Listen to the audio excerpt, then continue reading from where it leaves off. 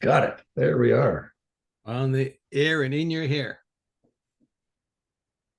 Yes, and we're very happy to have it. Yes, well, some of us have more than others. Maybe, maybe very well.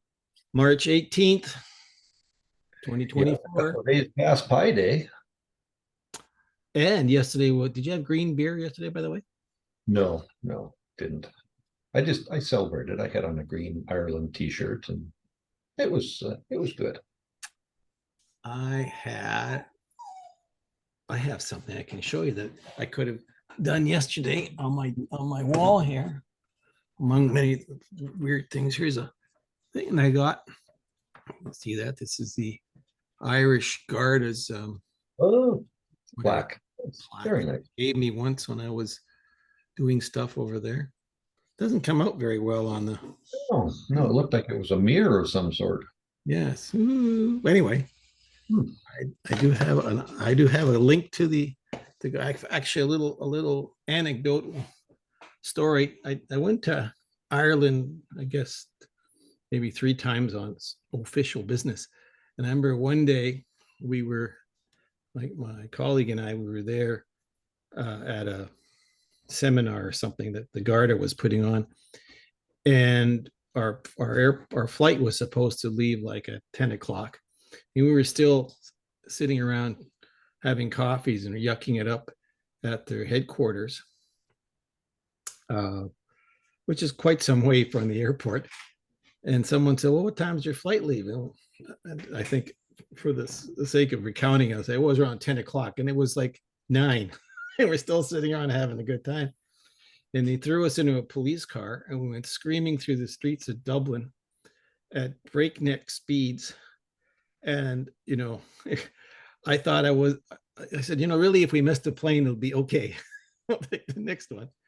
And they drove right out to the airfield, right up to the airplane. On we went. What about the other? Don't worry about it. We're done. And that's one of my more vivid recollections of Dublin because it went by in a blur.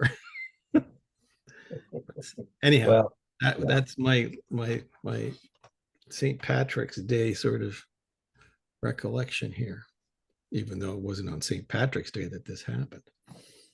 No, but it just reaffirmed the position that everybody likes to be Irish, You bet. particularly St. Patrick's Day. Actually, I recall very fondly times I spent there, Mhm. both on business and on. We went there once with Bev on holidays, and it was a great place to Oh spend yeah. 3 4 days. We were there for a couple of weeks and just had a wonderful time driving on the other side of the road from North America and learning all the little idiosyncrasies of how you turn corners and which side of the road you're You supposed to mean remember to right be at. turns versus left turns? The sitting at the T intersection, scratching your head, going Yeah, well, in, that's left, right. well, yeah. This is we're showing our age. This is we have roundabouts now, but in those days, I never saw a roundabout. What do you do now? And I remember particularly it's the M25 in the UK. They have these roundabouts that are 3 4 5 lanes, and go, wow, now what do I do? I mean, and you go for someone who's not driven that side of the road, the rules are pretty clear, but they're a little challenging for the first little while to go. Mhm. I hope nobody hits me or I don't hit somebody else. Of Very course, the good reminiscent. point is you miss the turn, you just keep going. Just go around again. That's right. What we don't want to get to it was like European vacation and Chevy Chase. There's the Eiffel Tower. Uh, There's the Eiffel Tower. that's right. Hey, kids. Uh, Anyway, well, we start off on a light note. So, yeah. what we were going to give this particular episode a name, and you had a great name, Yes, I was kind of thinking the cohort of thieves. a cohort of thieves. Yes. Also known as brought to you by your local band of politicians.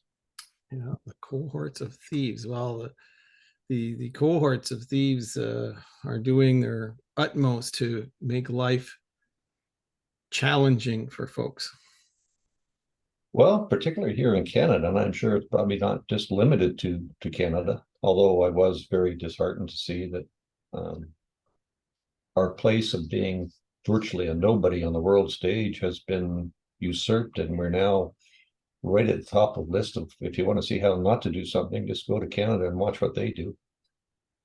That's right. This is the Tristan Hopper from the National Post. Is the headline: Canada is becoming a globally recognized lesson in not what to do. Isn't that Which, wonderful? I mean, you can laugh at it, but and maybe that's what we should be doing. But it still hurts because we're being tarred with a big brush, and it's not necessarily all of us, all Canadians. It's just a select few, and unfortunately, the select few are the ones that are kind of running the joint right now. And not to say that the people that would take over would do any better. I don't know. I guess that's why I'm stuck on that cohort of thieves. I really don't know. Is it better to know that stay with the devil you know, or the one that you don't? I think. Well, let me just quote from the article that you brought up. It says that from assisted suicide to housing affordability to internet regulation, it's not infrequent that Canada is cited in foreign parliaments and foreign media as the very model of the worst case scenario.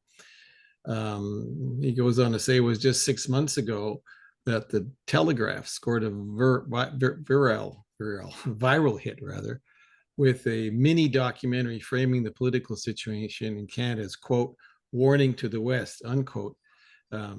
Tristan goes on to say that under Justin Trudeau, Canada has sought to position itself as the global bastion of progressive politics. And it reads as a synopsis for the film Canada's Woke Nightmare, which has garnered more than 5 million views. It says that Canada is now the absolute global vanguard of progressive issues, including harm reduction, assisted suicide, and gender ideology. For example, Canada is the first country to go on all on supervised consumption of drugs in Europe, where you are in British Columbia. Because if you provide drugs in a safe environment, that's better than giving people taking drugs in a not safe environment. Apparently, taking drugs in a safe environment solves the problem. Well, and they modeled that right after our neighbors to the south in Oregon put that in, and I see that our neighbors to the south in Oregon have now started to see that maybe that wasn't perhaps the best way to do things, and started going backwards on those issues. So I don't know. It just it fits in with the cohort of thieves, because I think a lot of the times these people are the ones that are ensuring that it's their pockets that are getting lined and filled at the expense of taking that out of my pocket. And we've mentioned it before, and I guess continue to mention it. The reality is, it doesn't matter what country you're in. If there's an income tax system, there is only one taxpayer, and it really doesn't matter what level of government you're at. They can only come after me so long, and when my pockets are empty, I don't know what they're going to do. Well, they're going to take your pants. You won't have to worry about pockets. Oh, there we go. Okay, so then we can join the Emperor Doesn't Have Any Clothes Club too. Well, it's increasingly questionable how much a government can go into debt and still function as a government. Yeah, very true. And But it's pretty evident that there's not enough money you can print that you don't run out of. It's the economy is supposed to be doing really well. That's what the thieves will tell you. yeah, that's true. And and it's Orwellian. Okay, so, we spoke about this. It's I tell you the sky is green, and you better understand this. Even though it's blue, it's green. So the economy is great. There's no crime. The crime is being reduced in the urban centers. Don't have to worry about it. Uh, Borders and immigration is under control. There's no problem there at all because your lying eyes will deceive you. Yeah, it sounds like a really good title for a song, Your Lying Eyes. Your lying eyes. Yes. Well, Mhm. it's pretty evident that you've got a group that believes that everybody else is stupid, and this is the elites that Mhm. the cohort of thieves are aligned with. And so when you have a media that is failing, the whole so-called legacy media, well, the only people they can ally themselves with to stay in power or in business as long as possible is with the cohorts of thievery. Thieves. Yeah, because it's just that's the only place they can go. Yeah, well, that's yeah, and it gets down to a point of I know when I was working, we used to have all these things, and there was called the credibility gap, and there was a great cartoon that came out quite a few years ago now, and I guess somebody had said, "Well, what is a credibility gap?" And that's when you're kind of walking down a trail, and the sun is off on your left side or your right side, and when you walk by a gap in the wall, it's a shadow. And that's basically what a credibility gap is. And unfortunately, I think most governments are in that spot now. You think you're in the sunshine, but in reality, you're left in the dark, and you're hoping for some really good words of wisdom to help you through there. But it's almost like if they're telling you that crime is down, it's up. If the economy is running along tickety poo, it's maybe on its last legs, but there's not a lot of people, media included, primarily, I guess, that just won't say anything. And is that to save us, to shelter us, to stop us from hearing the bad news and running around with our heads, chickens with their heads cut off? I don't know. I Well, don't think yeah, we like that. We could take bad news. We may not like it, but we can take it. yeah, but even if you bad news is preceding you, in other words, you just take the news about how the economy is doing really well, and we know that's not true. In spite of the fact that you can find economists who will tell you that, for example, this just came in as we were talking, that the government of Canada's interest payments for the debt is going to surge by 300% in the next 10 years. So, while it's common knowledge that interest rates in Canada have increased rapidly in the last couple of years, what's not common knows is how this is going to affect the government of Canada and how they're going to have to raise money to pay off the debt. So in 2023, last year, the government of Canada owed $1.259 trillion to bondholders. The Parliamentary Budget Office expects the government debt to increase to 1.829 trillion in the next 6 years. So by 2029, the problem is that not only is the debt going to increase, that these bonds are like mortgages, they'll have expiry dates and they have to be renewed. So on renewal, the interest rates that are negotiated back to the market rates will be higher. The combination means that the cost of borrowing will be surging like crazy. So, you're looking at perhaps, $60 billion more to spend on unemployment insurance, childcare, old age supplements. Where's this money going to come from? Yeah. $60 billion. They have to I come up with just to do that annual business with the old age security with child benefits. You know, it's incomprehensible, I guess, for the Well, I ordinary. think part of that is right.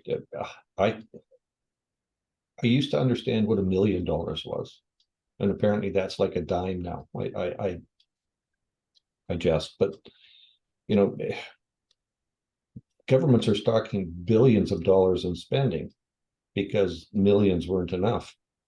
Yes. And we're really starting to think that trillions are okay.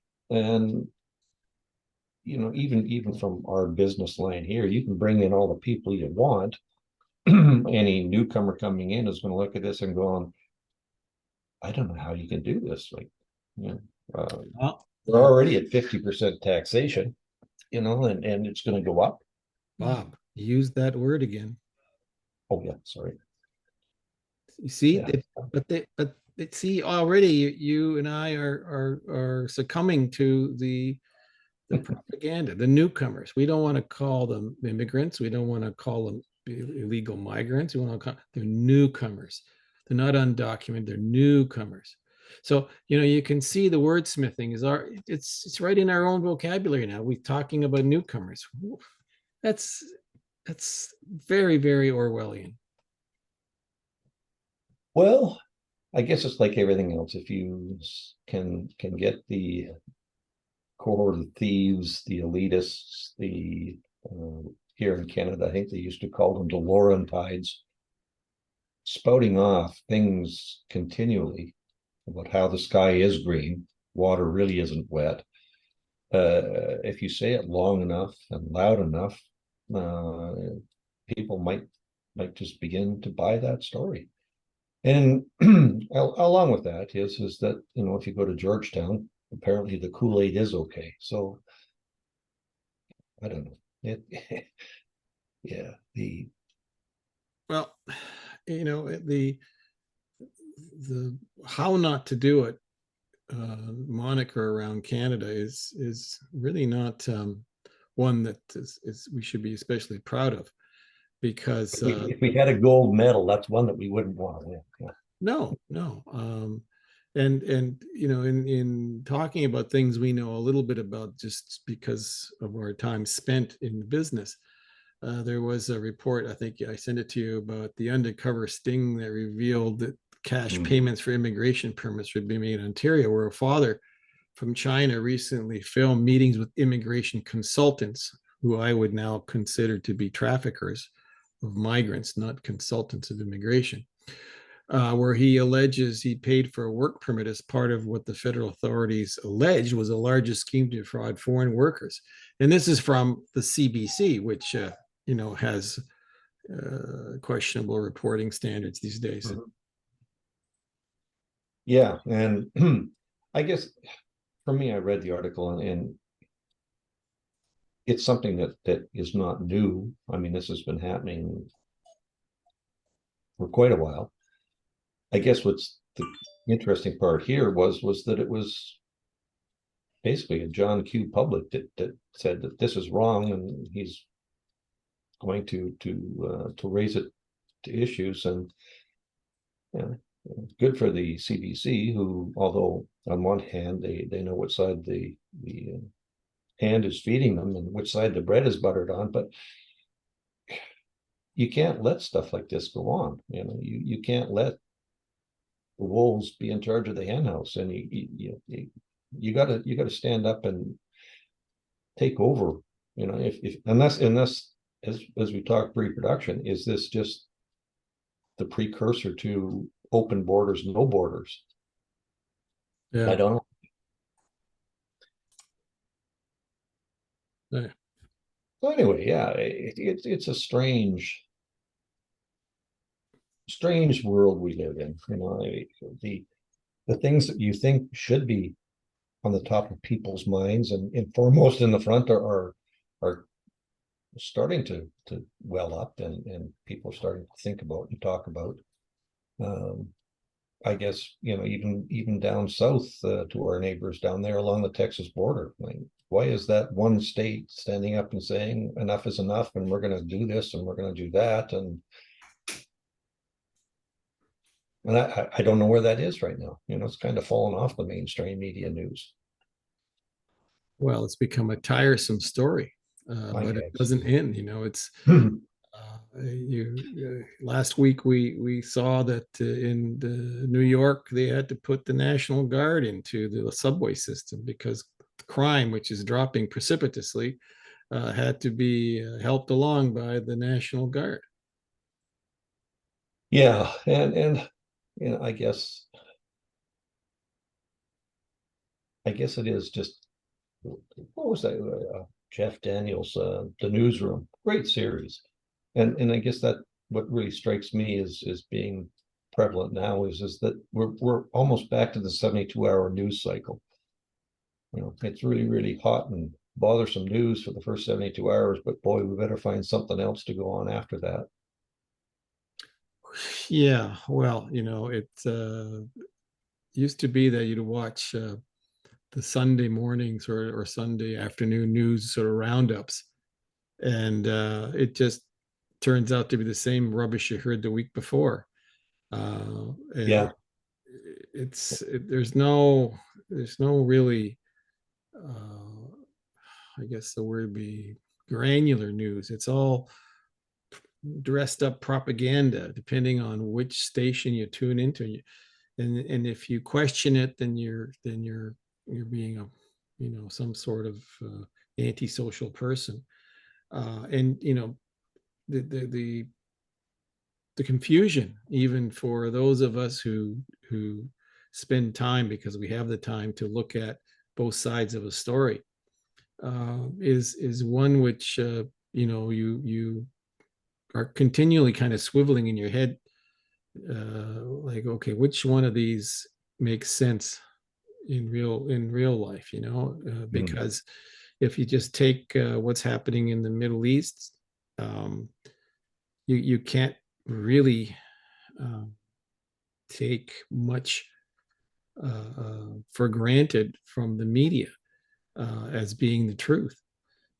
Yes, there's a serious conflict going on there, but it's difficult to find really who the bad guys are versus the good guys, because they like the poles in the sun that switch every 11 years with the sunspot cycle. The guys with the white hats are suddenly wearing black hats, and the ones with the black hats are wearing white hats. Yeah. And then you wait another 72 hours, and all of a sudden they switched hats again.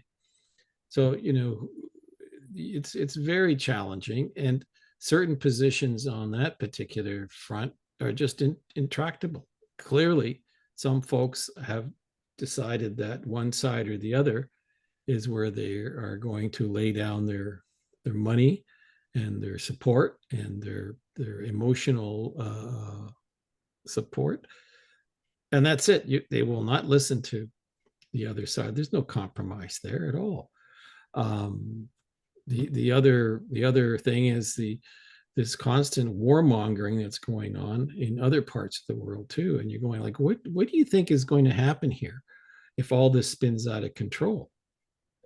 Well, we've seen that with the just number of migrants that are homeless that are on the move. It's gone up thousands of percentage points in the last decade. Of course.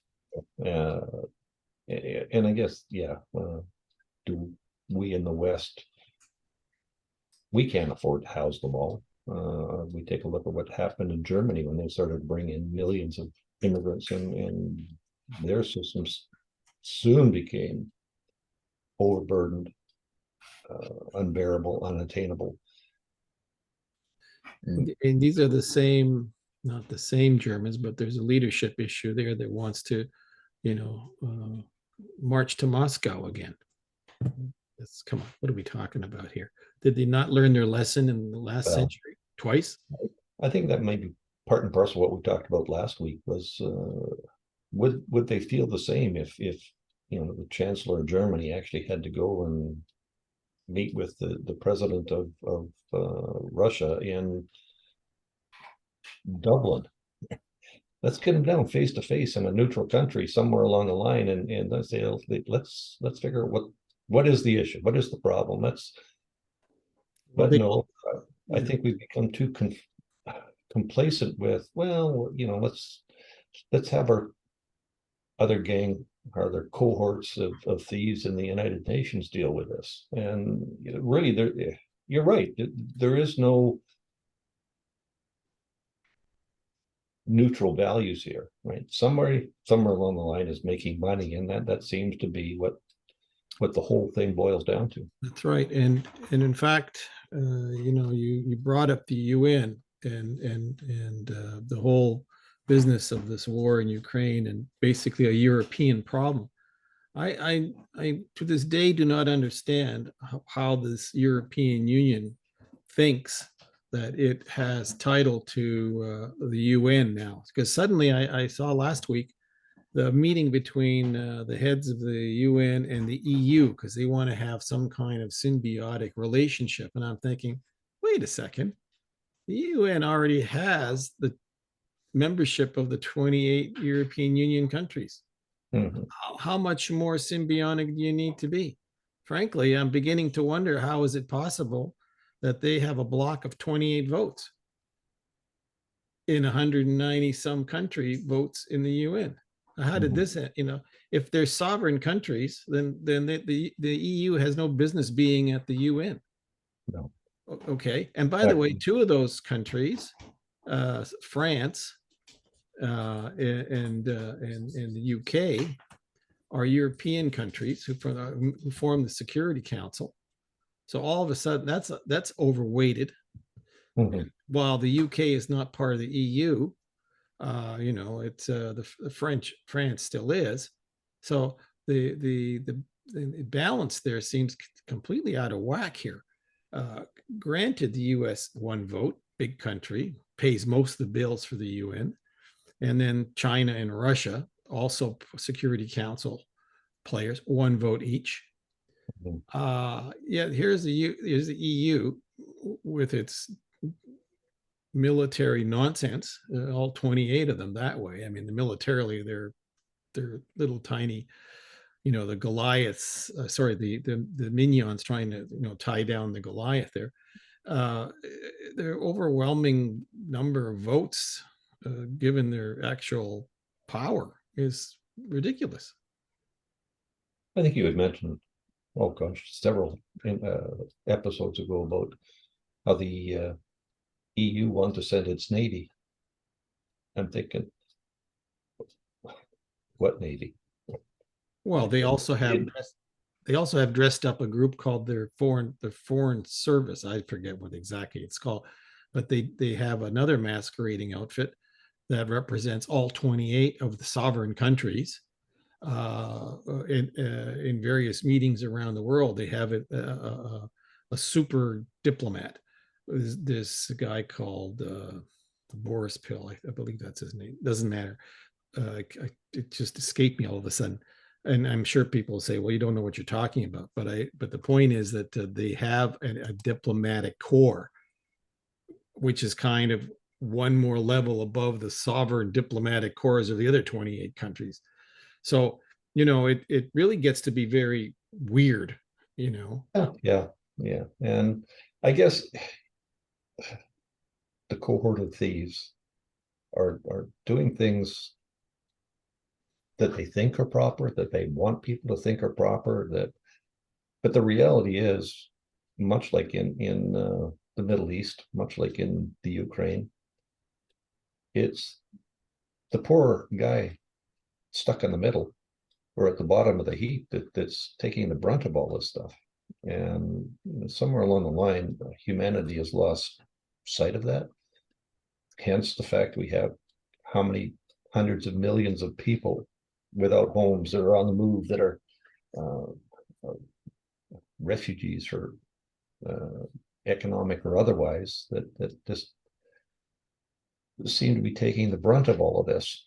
Well, I'm sure the munitions factories and munitions people are still making their, maybe not billions of profits, but hundreds of millions of dollars profit every year. And it's all on the backs of the people that really have the least amount of say, that will hopefully one day be able to have that say back, be able to go back to their homes or to perhaps bring the seed of sanity. Uh, well, we have to be optimistic, but I'm not sure if the folks in the last couple of decades that have had their homes destroyed, whether it's been in Algeria or Lebanon or Afghanistan or all these other places where the former colonial powers, because let's be serious here, the former colonial European powers are the ones messing about all over the world here, whether it's in Africa or Asia or what have you. This colonial mentality by the British, the French, the Americans, who have the 800 bases all over the world because they're going to, what other country does that? I mean, this really is starting to get on people's nerves, and they're starting to see through it. And maybe that's where some of this anti-white feeling is coming from, because I've been trying to figure out where all this came from the last number of years, where the Europeans are seen as devils in so many parts of the world. Well, maybe there's some truth to it. Not that I want to get into a big discussion about it, but let's face it. The European colonial powers have been basically very good at some things and very bad at a lot of other things. So making peace ain't one of them. Certainly since the Second World War. We can see where the resentment in Africa, in Asia, in South America towards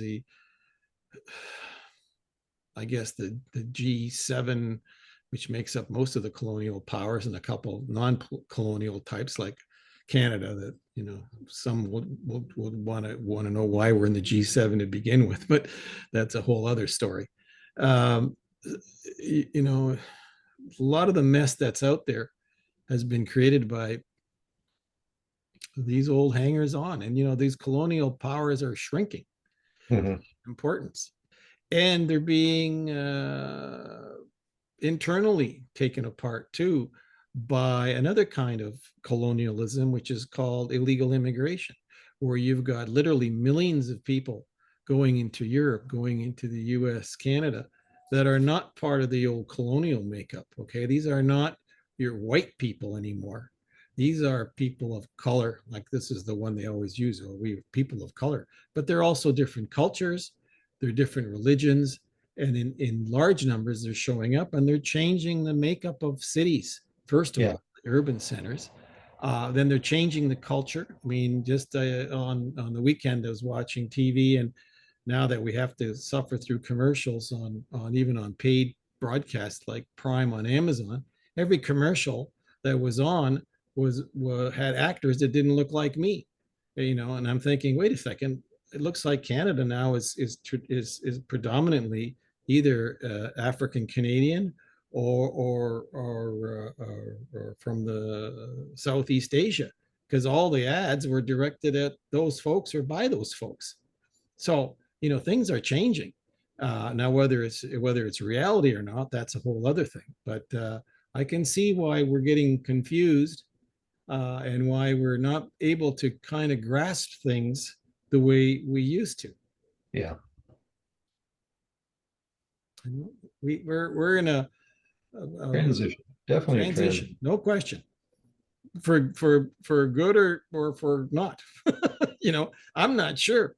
We have a lot of folks who are not happy with their lot in life, who just showed up here. The newcomers, if you will, are not happy. They've been sold a bill of goods about here, the land of plenty, and no, this is not. You got to work for a living. Mm-hmm. You're going to run out of government largesse when the cohort, the thieves, are tossed out of office, because Mm-hmm. that's as in likely to happen as the sun follows the next day of the east. Well, and that's very true. And we've mentioned it before. Politicians have a tendency to forget that there is an expiry date. And maybe we should do like the marketing industry does, and put a best before date on all of them. But would they still be able to look at that? You know, would we put it at the back of the neck or should we put it on the arms? Yeah, I don't know. But QR code right there. you are, yeah. Hmm. Might work. Well, it's just it's very complicated. You can't really have a discussion about anything today without getting deep into the weeds and then discovering that you can't see anything because you're so deep in the weeds. Yeah, well, what's the old saying? You can't see the forest for the trees, and Yeah, this is what we're coming up with here, and unfortunately, with these various cohorts around the world, who seem to be only interested in their own well-being and not the well-being of the countries or the populations they're supposed to be taking care of. certainly not in the current context of the Yeah. major players, because name one Western leader that is actually liked by the people. There really isn't one that is overwhelmingly supported by other people. No, no. You know, and our current leader, you know, his dad was very unliked in Canada, but was thought of well around the world because that's where he went out and did a lot of the things, spending our money in various places of the world. And Yeah, but that was pre-internet days. it This was, his yeah, offspring can't do the same thing for a number of reasons. Intellectually, there's no comparison for starters, yeah. and you can't hide like his father could, because it's just the world is just so interconnected that you can't hide. That's hence we have that article in the Telegram saying don't do what Canada does, because that's a good way not to do it. Well, you know, in our business as well, former business, that anybody who had a deportation order from Canada really had to be the lowest of the low. Yeah, and have a really poor lawyer. Yeah. Well, But anyway, we're yeah, out of time, kiddo. we We're are, and you know, we kind of again harped on things that maybe don't relate totally to immigration or to migration issues, but it all boils down to the same thing. There's a lot of unrest, and there's a lot of people moving, looking for the greener grass on the other side of the fence. And I don't know if we're ever going to find it. Well, let's hope. Let's hope next week we have more positive things to talk about. Our quest that never ends. Don't forget to like us, subscribe, and we'll see Yeah, you next week. and comments, please let us know. Are we Absolutely. doing are we doing things that you would like to hear, or is there something that we could do better? Yes. Anyway, Adios. adios. Did we do it?